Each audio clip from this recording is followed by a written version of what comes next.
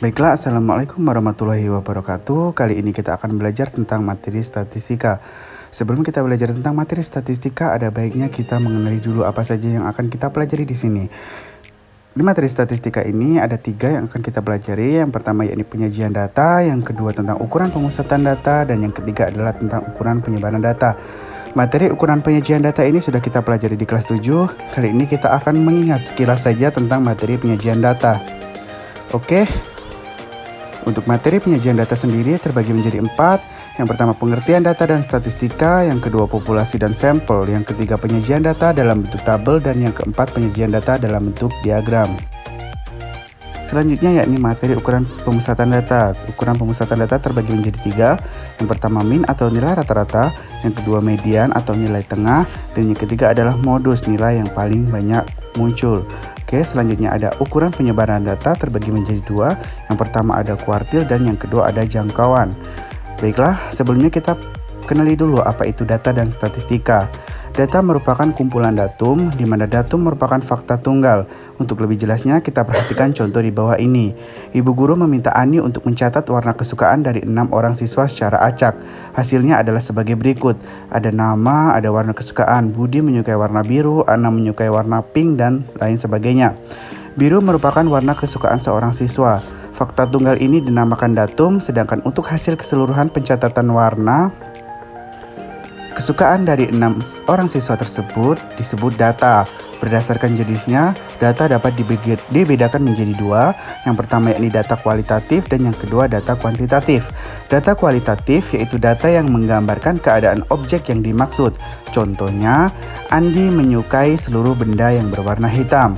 Sedangkan data kuantitatif itu adalah data yang berupa bilangan dan nilainya dapat berubah-ubah. Contohnya adalah jumlah siswa wanita kelas 9 SMP Negeri 10 sebanyak 120 siswa. Selanjutnya yakni adalah pengertian statistika. Statistika adalah ilmu yang mempelajari tentang pengumpulan data, penyusunan data, penyajian data, penganalisisan data, dan pengambilan kesimpulan secara tepat berdasarkan data yang telah kita analisis.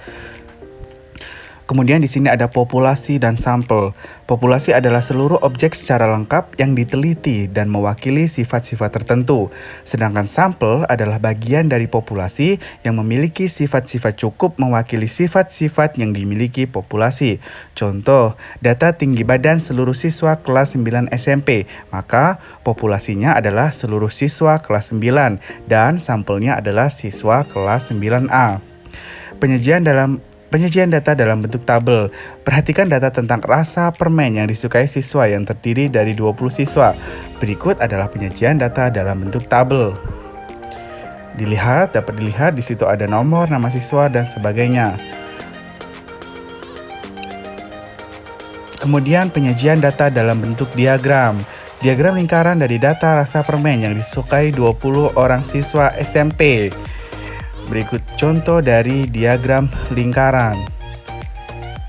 Ada lagi penyajian data dalam bentuk diagram batang. Diagram batang dari data rasa permen yang disukai 20 orang siswa SMP.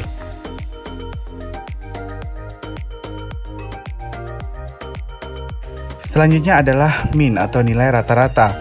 Min atau rata-rata adalah jumlah nilai dibagi banyaknya data. Rumusnya adalah min sama dengan jumlah nilai dibagi banyaknya data. X1, X2 plus dan X yang lainnya dibagi N. N adalah banyaknya data. Contoh, dalam waktu 15 hari, sebuah toko dapat menjual Indomie goreng dalam bungkus. Datanya ada 8, 10, 9, dan sebagainya. Berapa rata-rata Indomie goreng yang terjual per harinya? Maka rata-rata atau min dari penjualan adalah 8 ditambah 10 ditambah 9 ditambah 8. Pokoknya jumlah banyaknya data dibagi jumlah data. Ada 15, berarti rata-ratanya adalah 100 dibagi 15 sama dengan 6,67. Kita bulatkan menjadi 7. Jadi rata-rata Indomie goreng yang terjual perharinya adalah sebanyak 7 bungkus.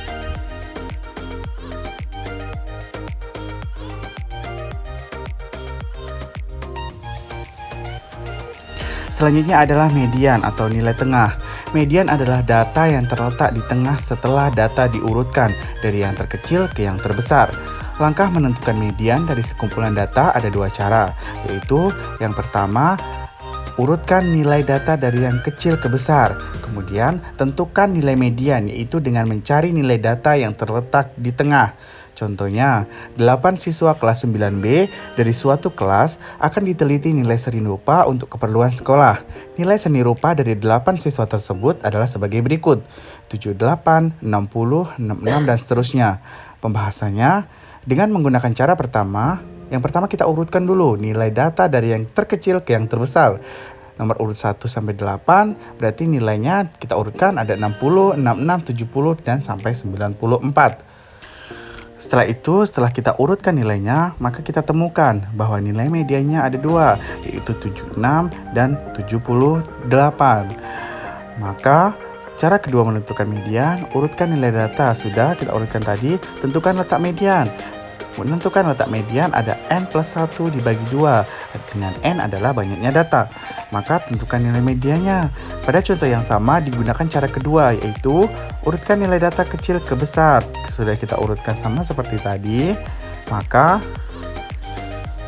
selanjutnya menentukan letak median, yaitu N plus 1 dibagi 2. N adalah jumlah banyaknya data, yaitu 8 plus 1 dibagi 2 sama dengan 9 per 2 sama dengan 4,5. Tentukan nilai median adalah suatu data yang terletak di tengah data. Urutan keempat dan kelima, yaitu 76 plus 78 dibagi 2 sama dengan 77. Maka nilai mediannya adalah 77.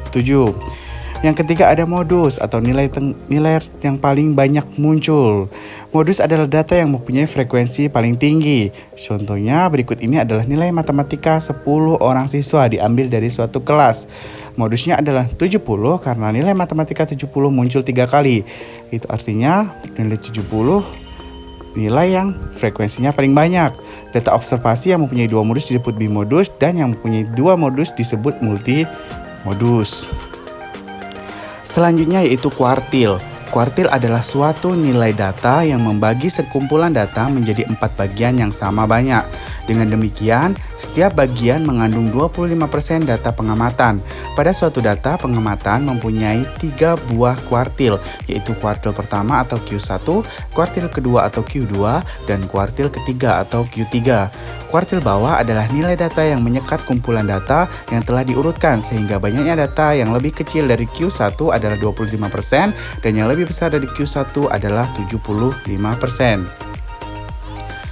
Kuartil tengah adalah nilai data yang menyekat kumpulan data yang telah diurutkan sehingga banyaknya data yang lebih kecil dari Q2 adalah 50% dan yang lebih besar dari Q2 adalah 50%. Selanjutnya, kuartil atas adalah nilai data yang menyekat kumpulan data yang telah diurutkan sehingga banyaknya data yang lebih kecil dari Q3 adalah 75% dan yang lebih besar adalah dari Q3 adalah 25%.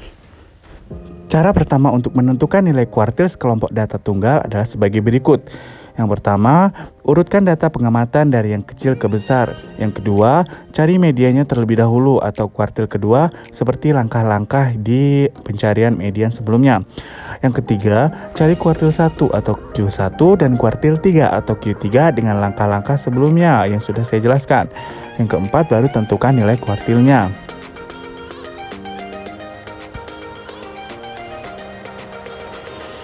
Cara kedua, yaitu yang pertama dengan mengurutkan data pengamatan dari yang terkecil ke besar, kemudian tentukan letak kuartilnya. Letak kuartil pertama atau Q1 adalah N plus 1 dibagi 4. Letak kuartil kedua atau Q2 adalah 2 dikali N plus 1 dibagi 4. Dan letak kuartil ketiga atau Q3 adalah 3 dikali N plus 1 dibagi 4. Dengan N adalah banyaknya data. Contohnya, tentukan nilai kuartil berikut ini. Berikut ini nilai seni suara 8 siswa kelas 2 SMP dari suatu kelas. Akan dicari nilai kuartilnya, yaitu kuartil 1, kuartil 2, kuartil 3. Langkah-langkahnya, urutkan data tersebut dari yang terkecil ke yang terbesar. Setelah diurutkan maka 50, 54, 66, dan sampai 80. Oke. Kemudian kita tentukan letak kuartilnya Q1, Q2, dan Q3. Untuk Q1 yaitu sama dengan N plus 1 dibagi 4. Dengan N tadi adalah jumlah banyak data. Maka 7 plus 1 dibagi 4 sama dengan 2. Untuk Q2 yaitu 2 dikali N plus 1 dibagi 4 sama dengan 2 dikali 7 ditambah 1 dibagi 4. Hasilnya adalah 4. Dan Q3 adalah 3 dikali N plus 1 dibagi 4, maka 3 dikali 7 plus 1 dibagi 4, hasilnya adalah 6. Maka cari nilai kuartilnya, yaitu Q1 adalah nilai data urutan kedua yaitu 54, Q2 adalah nilai data urutan keempat yaitu 70, dan yang terakhir Q3 adalah nilai data urutan keenam yaitu 78. Maka ketemu Q1-nya adalah 54, Q2 70, dan Q3-nya adalah 78. Selanjutnya yakni jangkauan atau rank. Jangkauan merupakan selisih nilai data terbesar dengan nilai data terkecil. Jangkauan termasuk ukuran penyebaran data yang paling sederhana, yaitu jangkauan antar kuartil. Jangkauan antar kuartil mengukur penyebaran 50% data di tengah-tengah setelah data diurutkan. Ukuran penyebaran data ini merupakan ukuran penyebaran data yang terpangkas 25%, yaitu dengan membuang 25% data yang terbesar dan 25% data yang terkecil. Jangkauan antar kuartil sangat baik digunakan bila data yang dikumpulkan banyak mengandung nilai data pencilan atau nilai data ekstrim. Jangkauan antar kuartil merupakan selisih antara kuartil atas Q3 dengan kuartil bawah atau Q1, atau rumus dari jangkauan antar kuartil adalah Q3 dikurang Q1. Maka sebelum kita menentukan jangkauan antar kuartil, kita harus mencari nilai Q3 dan Q1. Untuk mencari nilai Q3 dan Q1 sudah kita pelajari sebelumnya, yaitu dengan mencari kuartil, rumus kuartil. Baiklah, itu saja materi yang bisa saya jelaskan. Selamat belajar, terima kasih telah menonton video ini. Saya akhiri, wabillahi taufiq wal hidayah. Wassalamualaikum warahmatullahi wabarakatuh.